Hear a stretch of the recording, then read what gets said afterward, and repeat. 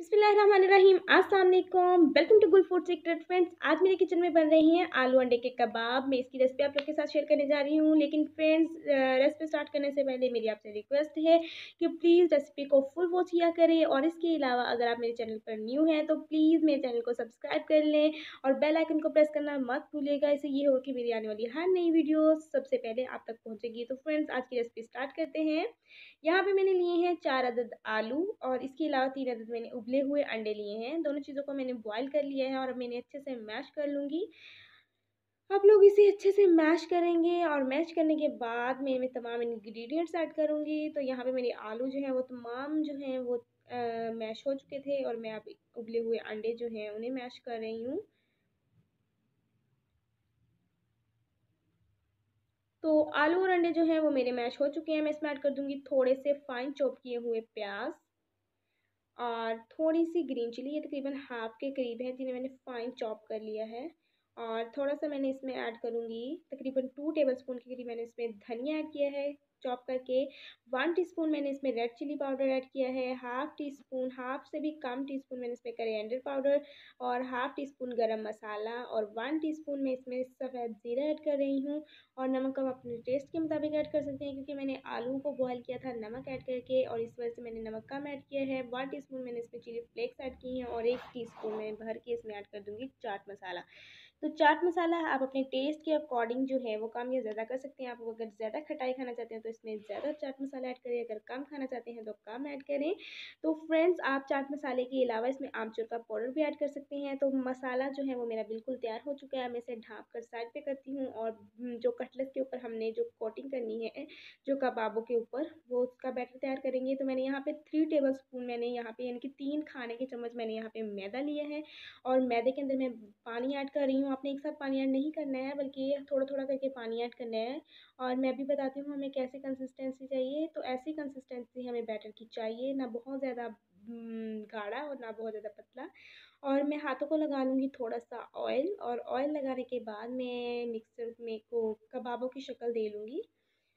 तो आप अपने साइज़ के मुताबिक कबाब को छोटा या बड़ा कर सकते हैं, पतला या मोटा कर सकते हैं। तो मैं यहाँ पे कबाब बना रही हूँ। तो ये देखिए, मैंने ये इस साइज़ के कबाब बनाए हैं, और इसी तरह मैं सारे कबाब जो हैं वो तैयार कर लूँगी। तो यहाँ पे कबाब जो हैं वो मेरे सारे तैयार हो चुके हैं। अब मैं इनकी कोटिंग करूँगी, और कोटिंग करने के लिए यहाँ पे देखिए मैदा का टेक्सचर, आप इसका जो मिक्सचर का ये जो बैटर है, जो मैदे का मैंने बनाया है, आप इसकी कंसिस्टेंसी देख लें। तो इस तरह मैं कबाबों को डिप करती जाऊँगी, और ऑयल में मैं फ्राई कर लूँगी। ऑयल को मैंने यहाँ पे गरम कर लिया। ऑयल को बहुत ज़्यादा मैंने इन्हें ऑयल को गरम नहीं किया है, बल्कि मीडियम सा मैंने इसे गरम किया, और मैंने फ्लेम को कर दिया लो। और अब मैं इसमें एक एक करके मैंने इसमें कबाब ऐड किए हैं। और आपने कबाबों को फ़ौरन नहीं पलटना है, वरना ये ख़राब हो जाएंगे। जब एक साइड आपकी गोल्डन ब्राउन सा कलर आ जाए तो साइड आप जो है इसकी चेंज कर लें।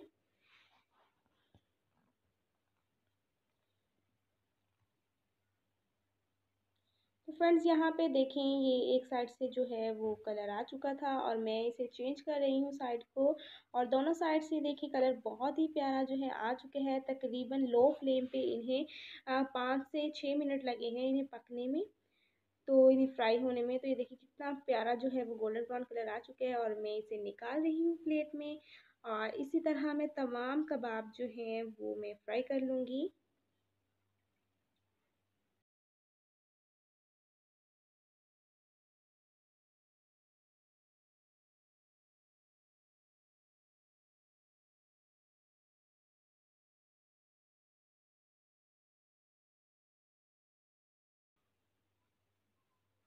तो फ्रेंड्स, जो मैंने दूसरी दफ़ा इसमें ऐड किए हैं ये कबाब, इनको भी बहुत अच्छा गोल्डन ब्राउन सा कलर आ चुके हैं। मैंने प्लेट में निकाल लूँगी सारों को। तो ये देखिए बहुत ही मज़ेदार कबाब जो हैं वो तैयार हो चुके हैं। बाहर से बहुत ज़्यादा क्रंची, और अंदर से उसी कदर सॉफ्ट है।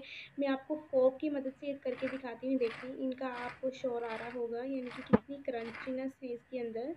तो बहुत ज़्यादा क्रंची बने हैं बाहर से और अंदर से उसी कदर सॉफ्ट हैं। आप लोग ज़रूर ज़रूर ज़रूर इस रेसिपी को ट्राई कीजिएगा और फ्रेंड्स मुझे बताइएगा कि आपको आज की रेसिपी कैसी लगी है। और अगर आपको आज की रेसिपी पसंद आई हो तो प्लीज़ वीडियो को लाइक कर दीजिएगा, शेयर कर दीजिएगा और कमेंट सेक्शन में मुझे अपनी राय का इज़हार ज़रूर कीजिएगा कि आपको आज की रेसिपी कैसी लगी है। और मेरे चैनल को सब्सक्राइब भी कर लें अगर आप न्यू हैं। तो प्लीज़ नेक्स्ट रेसिपी तक के लिए मैं आपको से इजाज़त चाहूँगी। अल्लाह हाफ़िज़।